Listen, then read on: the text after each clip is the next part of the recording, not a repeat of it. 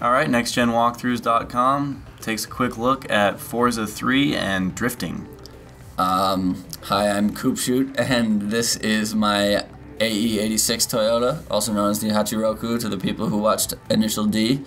It's a good car for drifting because of the front engine rear-wheel drive layout, and just because it doesn't have a lot of horsepower doesn't mean it's good for drifting, which is something to keep in mind throughout this game, because it actually means generally it's better for drifting because it's easier to control.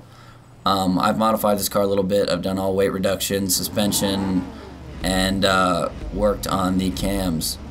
As you can see, when the car redlines, the actual red line is about 9,000 RPM, but because the car only goes to 8,000, it just bounces off like it would in real life, which I thought was pretty cool. This is just an example of what happens when drifting goes awry and you spin out, crash, or do something like that. The game actually features something called Rewind, where you can go back to where you were previously in your run, that you know, go back to where you weren't screwing up and successfully finish your turn, pass, or whatever you want to finish. Drifting's pretty fun, and the fact that they have it on a mountain setting of Japan makes it, you know, just a bit more realistic and more fun than just, say, drifting around Tsukuba or any of the other real-world racetracks.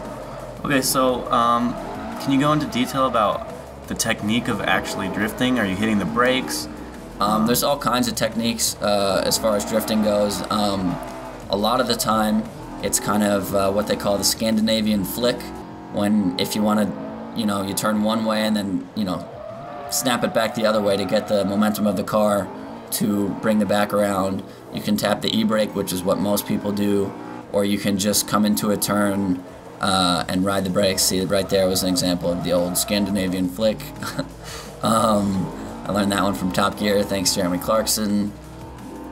But sometimes you can just do what they call an inertia drift and just kind of use the momentum of the car to go sideways, and you want to turn into your skid, which is what they called using opposite lock, which if you don't do, you'll just spin out, which is something that just kind of comes naturally if you've ever driven a car and, you know, got into a hairy situation.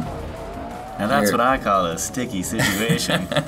It's another example of how to use the or rewind. not use the rewind. Except for the fact that I drive a Subaru, which is not good for drifting, so it takes me a second to get it right. Great. Anything else? I don't know, I think this is a good... I don't know how this is worked into your season at all yet, because I haven't got there, but I think the drifting edition is a nice addition to the Forza series, and especially because you can do it in between, you know, you can do it while you're in a normal race if you get bored and you're, you know, just so far ahead of everyone else, and I think it'll make for some really fun online play. Great.